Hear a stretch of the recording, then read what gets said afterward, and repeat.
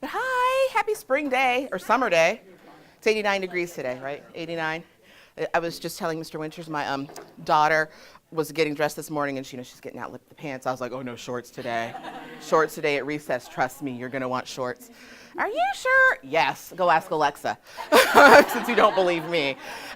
So thank you for coming to our last coffee of the year. Hi, Genevieve and friends from FCC TV who are recording and parents who aren't here. So I was thinking about this coffee, right? And I know last coffee we had Natasha, our special guest speaker, who I know will be at the PTA joint combined meeting on the 15th at 7 p.m. at TJ Library. So she is going to continue that conversation with our combined PTA friends and families, and I will be there as well. And just so her goodness can go many places than just the library at Henderson. But I wanted to use today as really sort of the kickoff of the reflection of the year. And I thought it would be great to get some of that reflection from you as parents as well. So as you know, we've had a lot this year, right? A lot in a whole lot of ways. I was actually chuckling thinking about the gym floor as I was down in PE the other day, and I was like, yeah, it's the third floor. Right, doesn't that seem like ancient history? But it's the third gym floor since I've been here, right? Right. As I'm going to meetings now thinking about like next year, and I'm going, oh, I never used that as an instructional space. Where's all that furniture going, right? So I'm starting the thoughts of next year, but remembering like where we started this year. So I thought, what a great way to sort of end our coffees this year is sort of talking about it, right? From the good, the great, and a whole lot of growth. So those of you that come to my coffees know it's not all me, it's also you. So you're gonna do a little bit of work with me to sort of start. So I wanna know your thoughts as parents about the good, the great, and the growth. And I thought I'd use a little instructional strategy with you all that we use with our students in classrooms to capture it. So this is gonna be called a gallery walk. Are any of you familiar with this concept in terms of how we use it in schools? So we all go to a gallery, right? And we typically walk around the art gallery or any kind of museum, right? And we're walking around, we're looking, we're kind of reading and reflecting and maybe having conversation. Very similar concept. But the way we use it here in school is it gives us an opportunity for students to generate their own thoughts about a topic independently and safely because they write them down. And this way we're able to kind of assess and see where individual students are. And then sometimes we use different titles, right, around what we might have them posted on. But we typically will have them post it and then go into small groups and sort of talk about what they see, what themes they see. And we ask one student to sort of become the docent. So they become like the expert on what their team or their group kind of came up with together. They stay put. And then the other students walk around in a gallery and sort of learn and process holistically and then come back together as a whole class. So we're going to do a modified approach to that today. So what I'm going to ask you to do is you have stickies at your table. And I just want you to think about what are some things this year from your perspective, whether you're a 6th, 7th, or 8th grade parent, right? What have been things that have been good, great, and areas that you see that we need to grow in? And then I'm going to ask you to put them on the chart paper that I have around the room. So the good is up here. The great is on that easel, and then the growth is back there. And then I'm going to have you all come back together. There won't be a docent today. Okay? Steve's going to get the mascots right now. We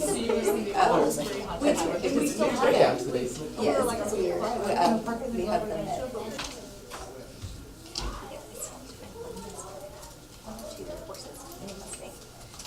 it's like the little details now.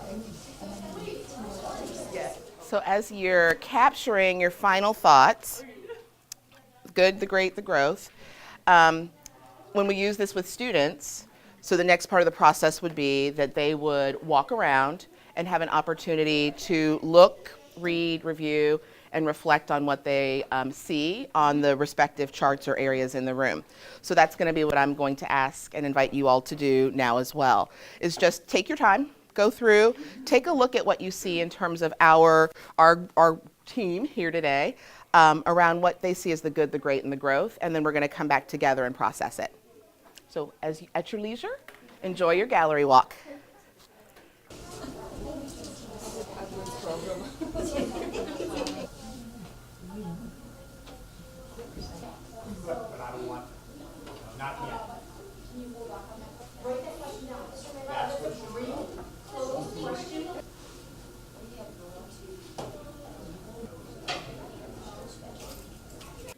So why I love doing this exercise with students, and when I see teachers doing it, I'll fix that in a second. When I see teachers doing it in the classroom, you can see why I kind of maybe would like this, right? It gives every student an opportunity to reflect and have a voice in a safe way, because not every student wants to publicly share whether they're in agreement, disagreement, struggling to understand a concept, right? This gives you a really great way. Our speak is formatively, right? Assess where students are. But then as we talk about an MYP philosophy around communication, collaboration, right? This gives us another great way to start to have those conversations in mixed groups for students, and then to engage in the larger conversation as a class. So this is really something we see quite a bit when we go into classrooms that teachers are using in sort of modified, adaptive ways, but just something I wanted to share with you all as we think about, again, our learning, right? So I hope as you walked through, there were some themes that I saw that were consistent. I was saying I appreciated the names and shout outs to teachers, so I am definitely going to share that with them. But the growth was fascinating for me to see and think about, you know, how do we incorporate that from the parent lens, right, around giving you all some input around the shaping and decisions that we make. So thank you for doing this with me today, and for giving me an opportunity to use this moving forward into 1920. So as I said earlier, thinking about the year, I was chuckling a little bit when I showed this to Dr. Dippold, because I was like, how do you quantify good? How do you quantify great, right? Part of that is through a rubric when we're talking about our lens as teachers, right? So students have clear understanding of these are like exemplars and look-fors. But when you're thinking about the year in review, I was like, some of these are toss-ups. So I just wanted to spend a moment to kind of go back with you all and think about all that we have done this year with our students, right? The NASA visit. I really truly wish there was a way that you all could have felt the excitement in the gym, old gym floor. Because as students walked in and then as they walked out, you see they're with Mr. I mean, they just kept gravitating towards him. And it was inspiring in so many ways, because when I was sitting there listening and like, right, they're going to Mars. Like someone will be on Mars by the time you all are sitting in our like our age, right? It was just that moment of like, this is why I love what I do, right? This is why we have the ability to really shape what the future looks like. It was just incredible. Similarly, a little program that many of you may not have heard about, because I don't know that we publicized it super well, is that we had a partnership this year with Capital One. And one of the things that Capital One does is they really want to take students who either haven't thought about coding, had never really had access to coding, and bring in Capital One employees as mentors. And what those mentors do every week is they help teach the kid basic coding. And it culminates with them completing and building a game or a program that they put on display at Capital One. It was quite swanky. The refreshments were like, you know, very business-like. Us in education are always like, wow, this is what it's like on the other side. But the students all went, and part of the culminating experience from Capital One was that each of the students that participated received a laptop and a tablet to continue their coding efforts. And they had no idea that that's what they were getting by participating in the program. They only partner with schools for 1 year so that they can spread the wealth. But what they left us as a parting gift was a $10,000 donation to support science technology efforts in our school. So Mary Beth Conley made the magic happen, which she often does behind the scenes. But we literally yesterday shared with staff that we've got this generous gift, and how awesome for us to think about how we use it thoughtfully to impact our entire school community. So, right, good, great. I mean, it could be either, right? But I just wanted to make sure that, go great, okay. My rubric is off a little. Okay, subjectivity came in. Don't tell her she's getting the okay, it's a surprise. But I think there's 2 girls in it, so the more you can advertise for, you know, what they might learn from it, if they get a chance to do maybe not Capital One, but it's only another thing, but It's incredible. Because she liked it. She was very reticent to, on the day of, because she's just got that confidence thing going on as far as where her friends are. And they weren't going with her. So, but she went, she liked it. She's learned a lot and looking forward to seeing it. So another piece that I feel like, right, subjectivity, but to be able to now have a place and a space where we can actually know and understand the life of Mary Ellen Henderson, I can't tell you how cool it is to watch kids sometimes just walking and reading. And I also appreciate it as we have either people who are new to our community or people who are coming in to try to establish partnerships with our community to sort of be able to see and understand a little bit of who she was. I had a representative from Jerry Conley's office come out because they want to look at what they can do to support us as a school and in Falls Church. And he came out and he's like, I don't even know who this is. I was like, oh, come, let me show you, right? So it's just so nice to have the legacy on display for everyone that comes in our building. So that's another thing that, again, going back through the year, we've done a lot, right? And another thing I want to celebrate, and he's not here because he's off running around, which is what he always does, is Dr. Dippold's creation, because this is him, right, around approaches to learning. I'm going to talk about him for a second too, because you guys know Dr. Dippold and I, we're going to now have Mr. Carey, are going to be really, I love having Rory because he has, he teaches classes at George Mason as well. And so he is preparing teachers while he's also working with and supporting our teachers. And he has this mind of like, right from the classroom, how do we do this in a way that's practical? So this class this year was our first shot at how do we sort of make the skills just as important in teaching them explicitly to our students, marry and match the curriculum that we're giving them in their core classes and in their content classes. So we have gotten such good feedback from students around what they have been able to see and do to shape it for next year. But he's already thinking about how does this build to 7th? How does this build to, for us, 8th grade, where we're going to look at the community project being our capstone for all 8th grade students? Because these are the skills that we're hoping to build and have them ultimately demonstrate in that project. So we have been able to have digital portfolios that some students have. We've got anecdotal feedback and examples of how they're taking those skills that are, we sometimes forget need to be taught, right, around how do you organize, how do you communicate when you're struggling, how do you self-regulate when you're frustrated or angry, right, besides just popping, and giving students a way to put words to it. And we've gotten such good feedback about that happening outside of school, which is exciting. I need to get the mic for you, Catherine. I know you have your hand up, but we have a mic this year, or this time. Yes? Then I'm going to give to you so we can hear, excuse me, I'm so sorry, so we can hear you. I'm ready. See? Last time me running around wasn't so effective, huh?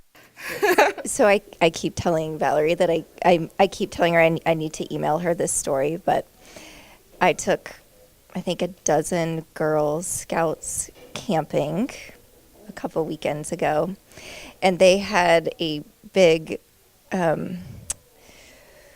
issue. They were divided into 2 teams, and they were doing a relay race. And I actually wasn't present for it. I was at the archery range at the time. But I came back, and the 2 teams weren't talking to each other because one had accused the other side of cheating. And apparently it had gotten really ugly.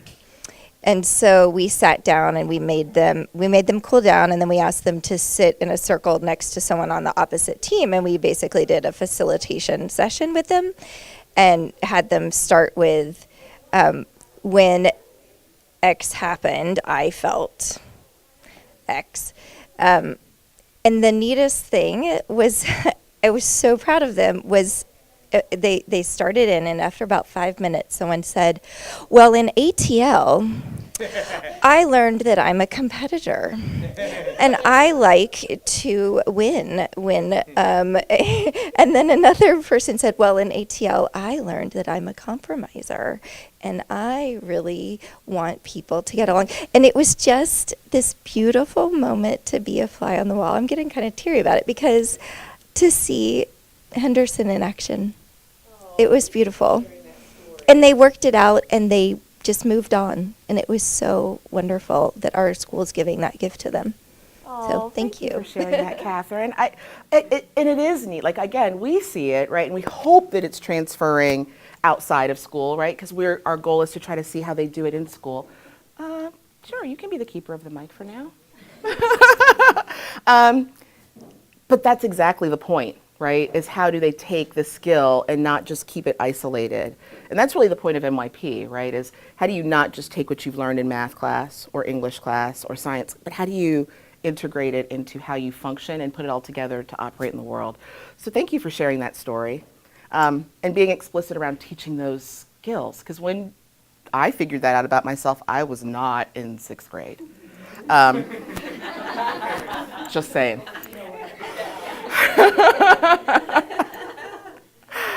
So again, quantifying what's great. Well, there's a lot that's been great. Like, how great was this moment, right? For our students in our school community. That's actually Mr. Kelly's classroom, which got wiped out that day so that we could have a sort of filming area set up. But that's out of the mouths of our kids, right? And we know this is who we are, right? And yes, we've had moments that haven't been the proudest, that we could say, like, these are things that have happened that have been growth moments, right?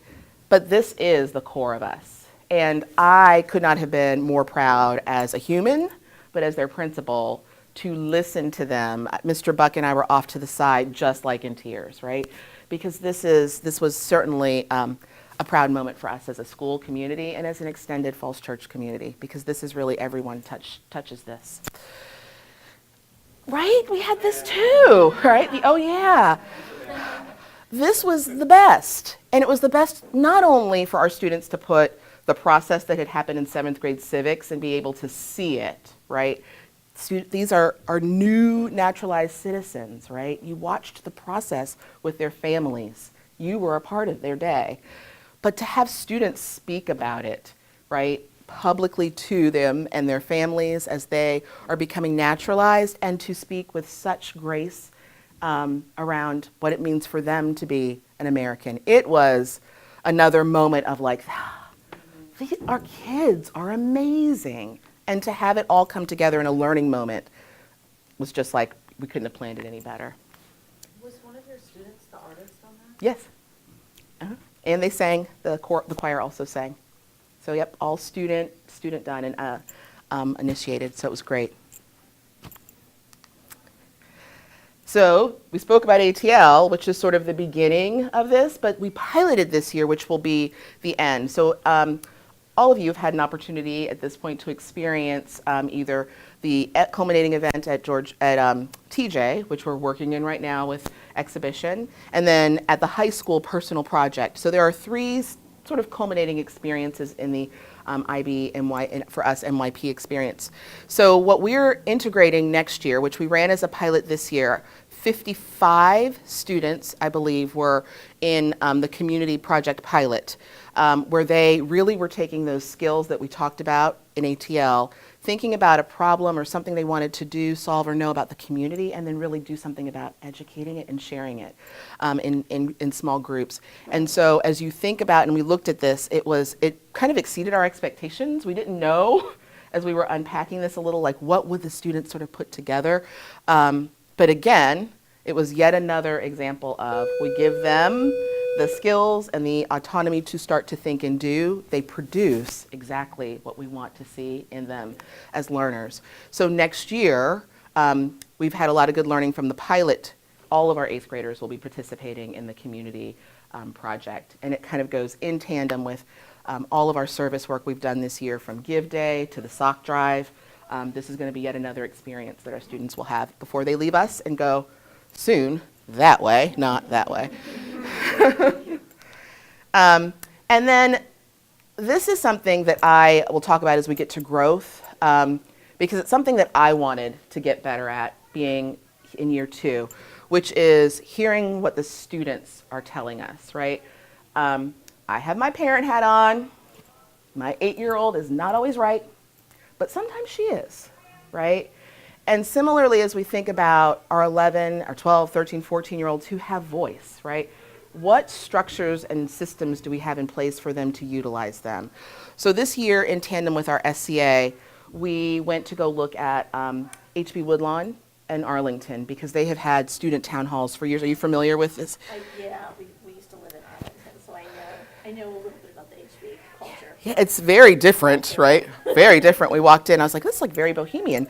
But it was also fascinating to watch this town hall meeting where teachers, students, administrators all just sort of sat together, equal power, right? And what are the things we can do to make school better? What are the questions we have? How do we start to get that into then the planning of what we actually do and execute? So this was our first attempt at a town hall meeting, and like everything that's first, right? Oh, note cards next time. So we had and we made it optional for students to come. It was during their flex time, and we had about 150 students show up, right? And they had great ideas. So we're working through now, how do we get the feedback back to the larger student body of what came out of town hall? And Erin Tarpgard, our SCA president, is working on that now and getting that info out via Schoology. So how we get more student voice is something you'll see I have as a growth, because I think as we start to ask the questions, they tell us candidly where they are, what they think, what they need, what they see, what they are doing, right? We've got to figure out how we do more of this intentionally in our planning so that we as the big people aren't the ones making all the decisions that are maybe a misfire for what they need. So let's talk about the growth, because there's also a lot of good reflective moments that we've had as a school community this year, and I wanted to sort of share them with you as we think about moving forward. So our big one, right, which we're kind of still living in the current moment, is around race and equity. And as we think about what we've done, I wanted to just sort of put up top, like those 4 pieces around the student conversations, parent education with some of our consultants that had been hired by the division. Similarly, training. We had over 100 staff members attend K through 12 on April 1st, staff training with also our consultants that had been hired by the division. And then there has been an internal FCCPS equity team that has been created to start to think about what is the long-term plan so that we're not piecemealing things together, but that we're really looking at it from a holistic lens. So some of those next steps include the instructional programs. How are we talking about and giving the narrative and offering literature and providing information in ways that really meet the needs of all students, but also honor where students' journeys have been historically from a cultural standpoint? What additional focus groups are needed? So this Tuesday, the second consultant that's been hired, I believe, is going to the school board to talk a little bit about the work that he will be undertaking on behalf of the school board. And a lot of his work is going to be around those focus groups with different populations within our community. And then Dr. Noonan has shared that the ultimate goal is how does all of this integrate into our plan?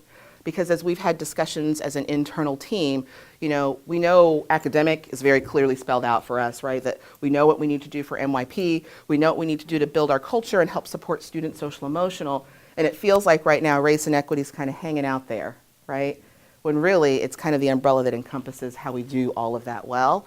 So Dr. Noonan has said our summer work as a larger leadership team is going to be looking at just that.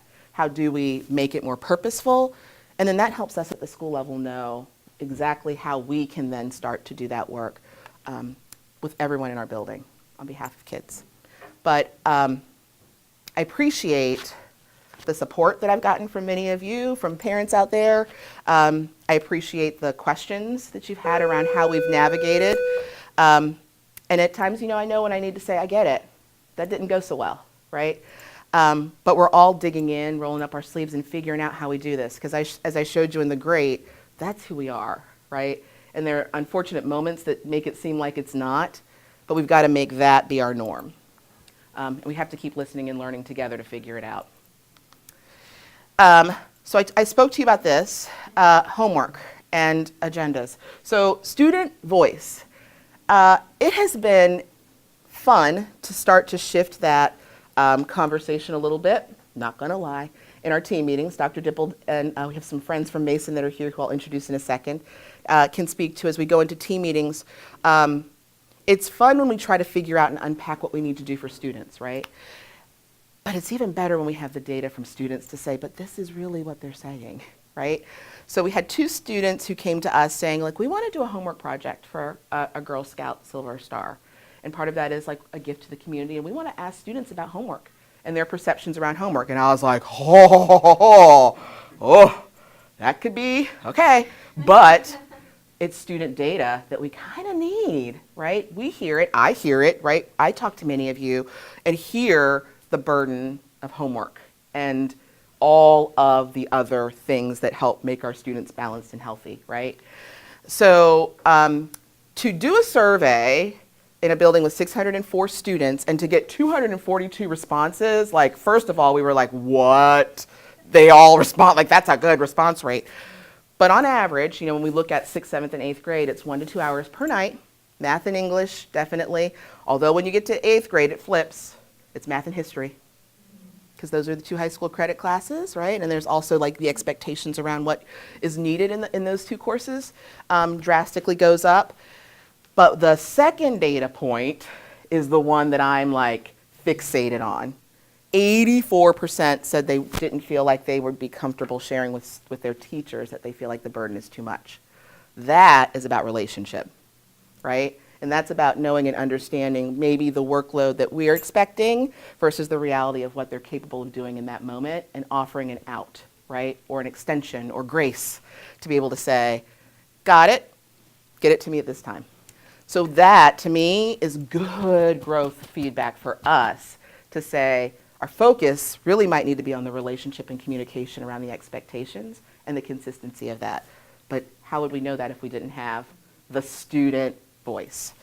Similarly, we were going down this road of paperless agendas. We're in a tech age, right? We just need to tighten up our Schoology expectations, make them consistent so parents understand them, students understand them. We still have to do that.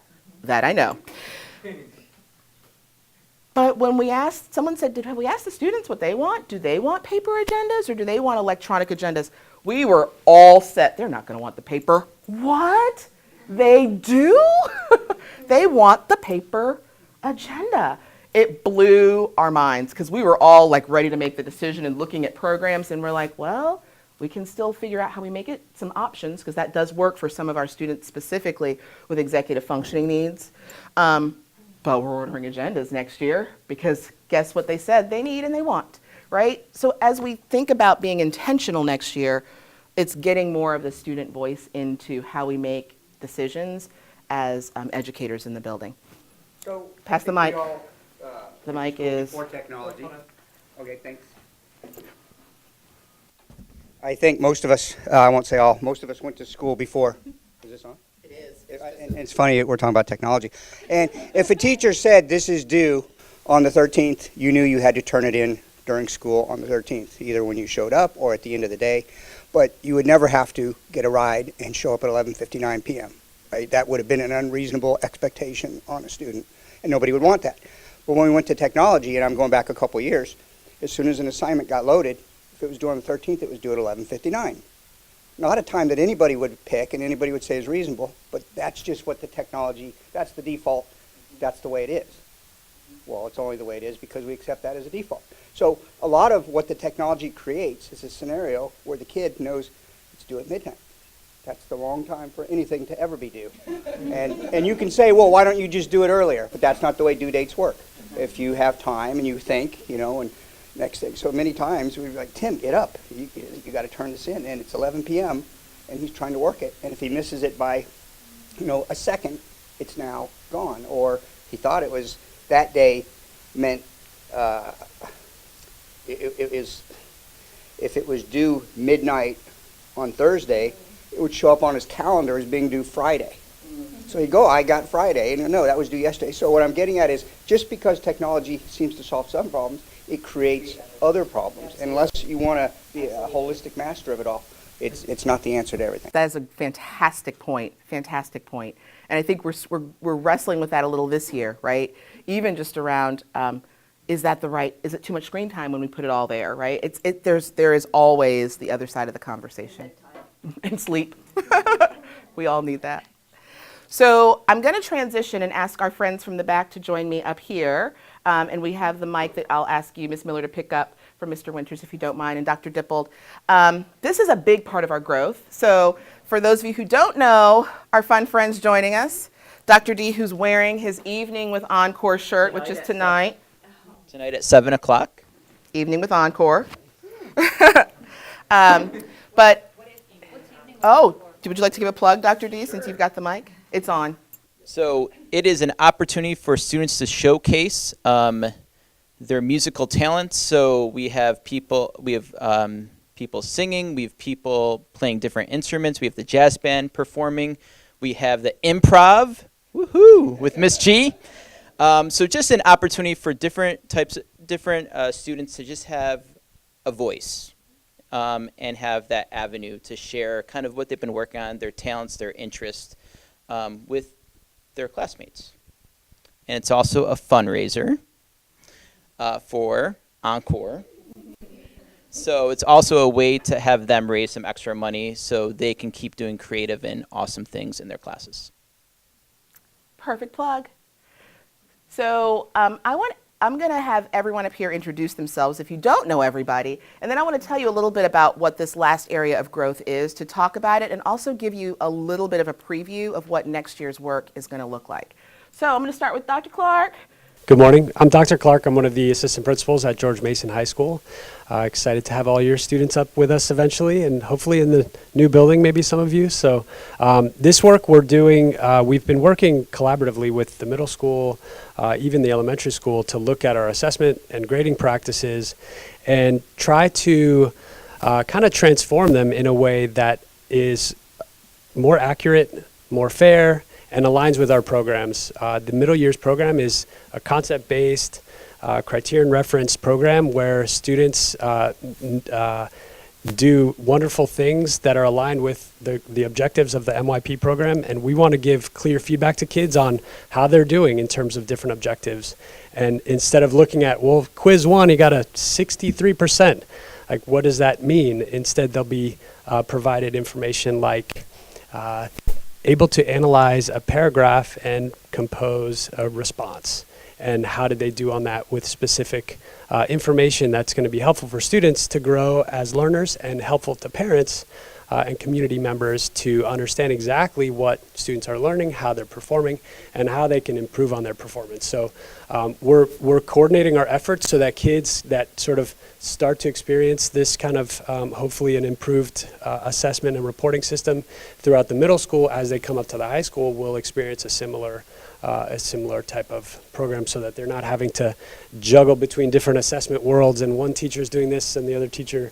So we're trying to really work together and improve how students are learning, how students are being assessed, and the types of feedback that we're providing students. So we'll have lots of opportunities for parents to engage with this too and get feedback from parents and try to make sure that we're informing the community and students and parents on what this looks like and what it means. And I'm sure there's questions starting to mull about in your mind. So look forward to different opportunities that are going to be available for parents to inquire and understand and kind of learn together. So I'll pass the mic on to Alicia Miller, who's our middle years coordinator working at the middle school and at the high school.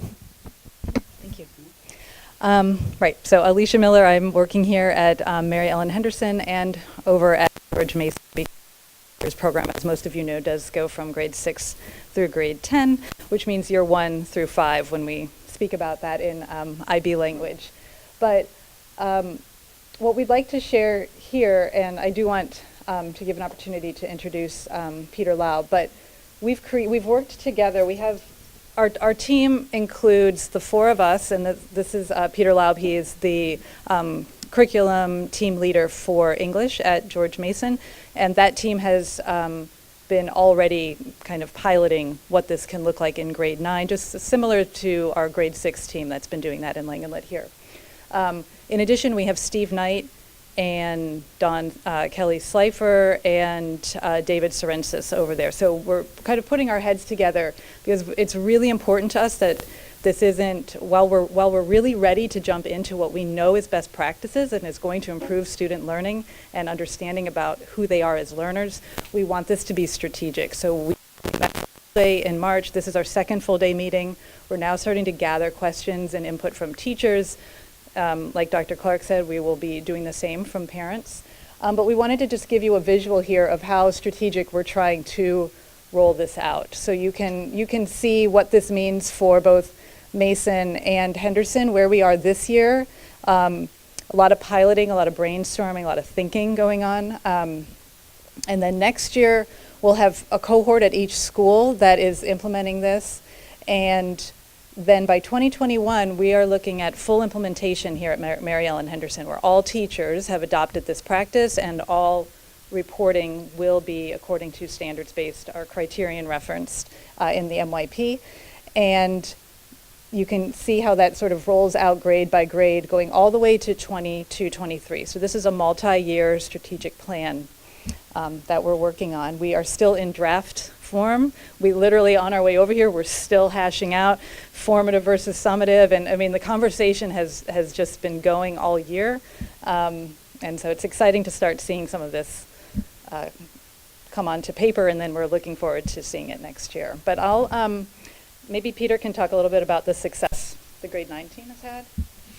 Sure. So I'm Peter Laub. I teach English up at the high school, and I'm the collaborative team leader for the English department there. And as Alicia said, we sort of piloted or experimented with this assessment program this year with our 9th grade English classes. If you have a student in 9th grade English or know kids that are in 9th grade this year, then you've perhaps talked to them and heard about it. It's as Dr. Clark said, sort of we really believe in the core philosophy behind it, because we think our grades do need to be more accurate and more fair for our students across the board, and this is the way to get there. And we think it generally helps students learn better than the system that we have.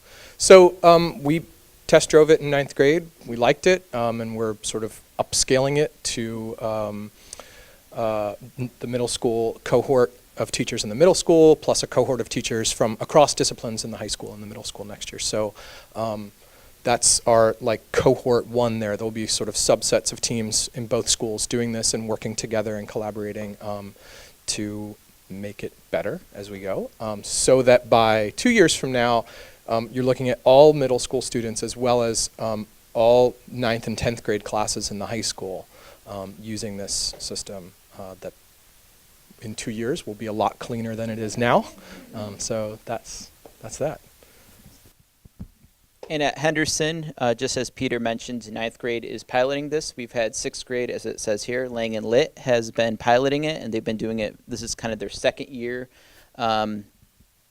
And next year, we also have the cohort. And the cohort, what that means is that the CTs, which are collaborative teams, so let's say there's 2 7th grade civics teachers.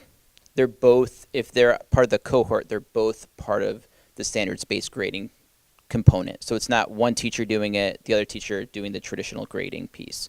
So I think that's important to know as well. So within that collaborative team, which we call that the CT, they're both doing it as a cohort or they're not. So one of the things that we've talked about, gotta turn mine back on. Oh, perfect. High tech today. So one of the things that we have really done in our building to sort of think about how do we get here, right? Because you all who've been with us, I gotta move, Genevieve said move, have, at the end of the year, we send you this M2 score, right? And it's an MYP score. It's kind of like, what does that mean, right? Is a 7 a A, is a 4 a B, or a C? Like, we're trying to equate it into 2 different languages, and it's not clear for you, right? And it's not clear for our students who haven't had the opportunity to sit in one of these pilots, right? They have been getting the term, formative feedback around what they are able to do, right? So then that score makes sense. But right now, it's sort of a misfire because we're sending it to you as an MYP system without a whole lot of meat behind what it means. So this is our attempt at trying to say, how do we thoughtfully bring clarity first to students and to parents, and then ultimately, how do we help make sure that those students are mastering or growing in what they're learning in their classes through this standards-based approach. It really gives students a better sense of where they are. It gives you as a parent a better sense of where they are, as opposed to what we're giving you now sometimes, which is a numeric score around a specific thing sometimes that you are clear about and sometimes you're not. We have had a tremendous amount of conversations in both buildings around this. I can speak for our ILT this year that has been the focus, and our ILT is our instructional leadership team. So it consists of all of our subject teacher leaders as well as specialists around what do we believe. And in November, Alicia was in this meeting and Dr. Noonan just stopped in, and our teachers were like, hey, we just want to peel off the Band-Aid and jump in. Like, this is the right thing for kids, it's the right thing for us, and let's just do it. And we're like, well, alrighty then, but let's be thoughtful, because MYP is 6 through 10. And how are we doing this in a way that makes sense to students, makes sense to parents, and honors what we are seeking as an outcome. So why they're all here today is I knew that this meeting was happening that I'm not in, but y'all are great, carry on, right? Because this is our first chance to be able to share with you all as parents a little bit of what's been happening this year, but then also how we start to begin to get the feedback around what the needs will be and questions that you might have as we start this process. We're both doing that with our respective teachers in the building around what are the specifics around grading and how are we reporting this. It is going in Schoology, right? More technical details, but I would imagine your questions look a whole lot different, right? So we want to know what those are, and before we leave today, I'm going to ask not a virtual parking lot, no technology, but an old school parking lot to get some of the questions that you have just based off of this very brief overview of where we're going, knowing that next year our learning with you is going to be ramped up to help you understand how this operates, looks, and is happening in real time. Steve, and the mic. We gotta be the mic deliverer. Yep. Thank you. Isn't it true that, can you go back one slide?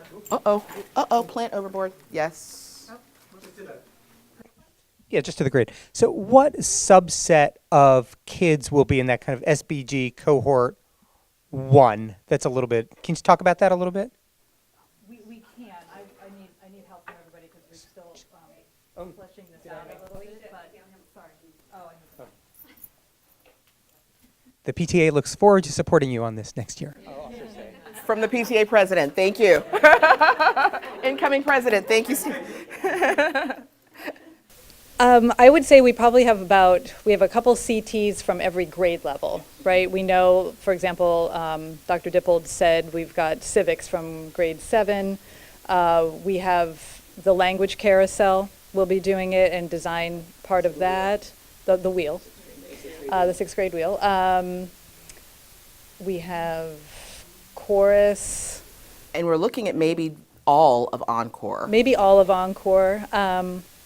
We are still working on which science and math courses will be part of the cohort. And then 8th grade. Oh, 8th grade and 6th grade Lang and Lit, definitely. And history in 8th grade. And history in 8th grade, thank you. Yeah. And then over at the high school, we have a lot of the 9th grade CTs. We have chemistry, government, and Algebra 1. Yeah. I don't know.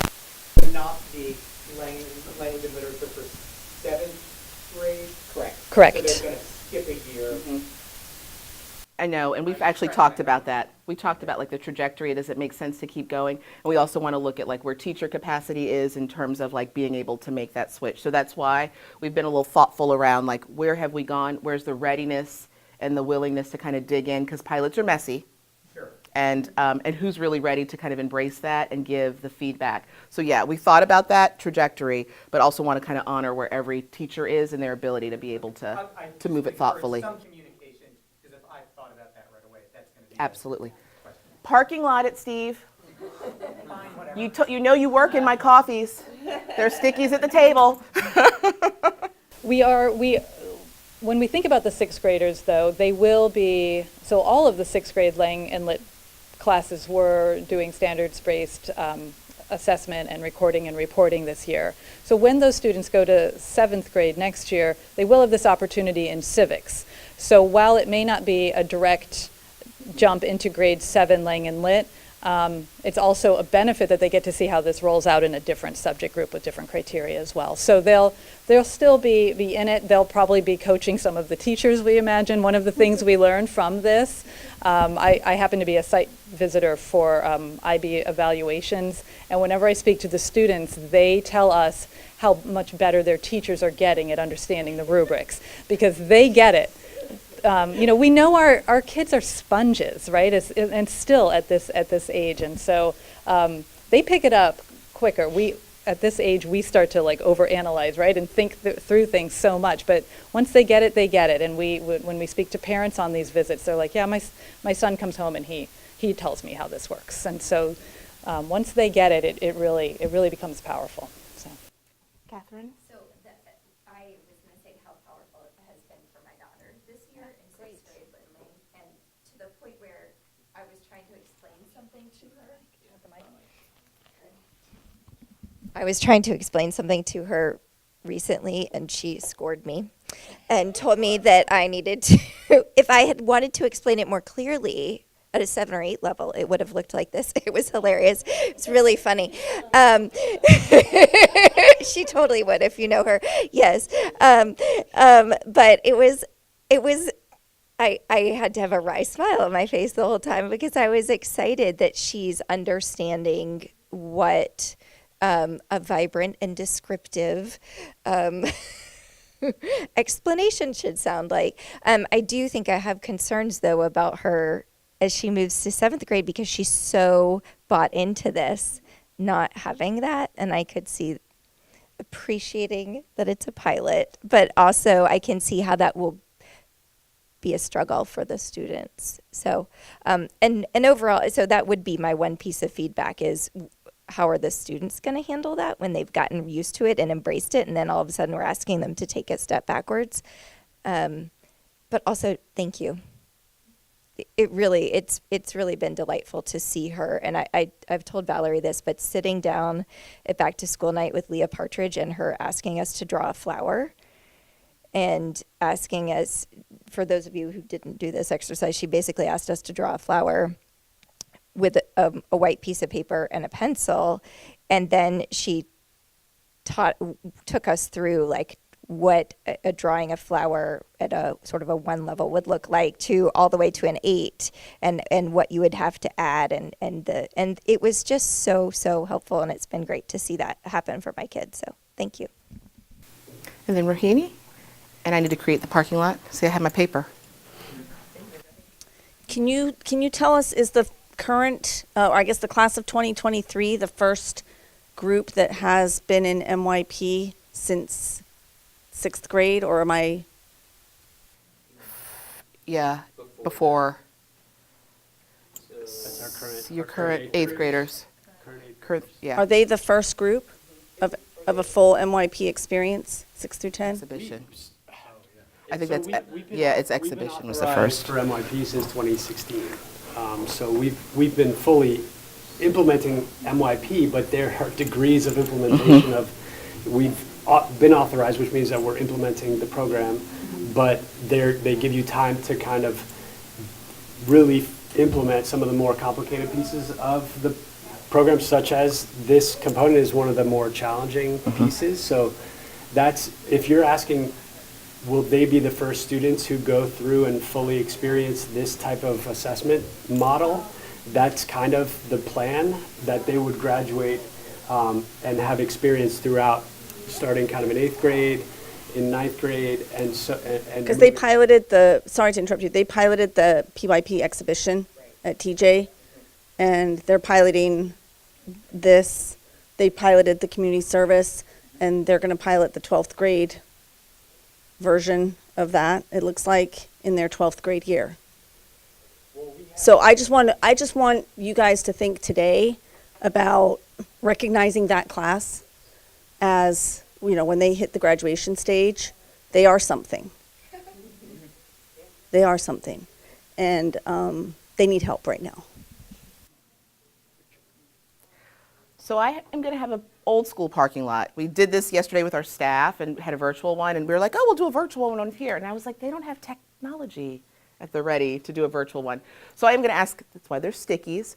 I'm going to create a parking lot at the back table. As you're thinking of initial questions, we'd love to know what those are. But as you kind of hear today, this is the beginning of a much larger conversation that we will have with parents. Alicia, Peter and I had an opportunity to go to a school down in Norfolk that sort of had made this shift, which was really helpful for us to see how they got there. And I think, what did they say, 25 parent meetings the first year to make sure people sort of, a lot. I made up 25, okay. But we'll do that just to make sure that it's clear and everyone sort of understands. So it's helpful for us to get that feedback from you today. And as we think about sort of this message going broader with our shared communities, we're going to have multiple ways for that input to come to us as a school. But we are excited because this is the right work. And as Dr. Clark said, it's the hardest part of MYP to tackle, is the assessment. So I'm thankful we have the right people on board to help us get that done, and continue to be grateful for Ms. Miller and all the expertise she brings from that lens of IB to us at the school system. So did I miss anything? No? Covered every single thing. Really? Congratulations. So I'm going home now. Goodbye. Okay. Well, I know you guys are working, so thank you. Yes. Thank you. Nice to meet you all. Thanks. So that's the end. That's the end. And I kind of wanted to, as I said, they take treats, please. I continue to be super grateful to serve and lead here, and I appreciate your participation with me this year in our series. And if you have feedback on what we could do differently next year with our principal coffees, I'm always open for that. But it's an open door. I'm around this summer because apparently the only things open are going to be the office and the gym, right? As construction takes place, our building's going to be off limits. But please feel free. You know how to reach me. Email, call, stop by, say hey, stop me in the parking lot. I'm always around. So thank you guys so much. I'm going to go put a parking and thank you.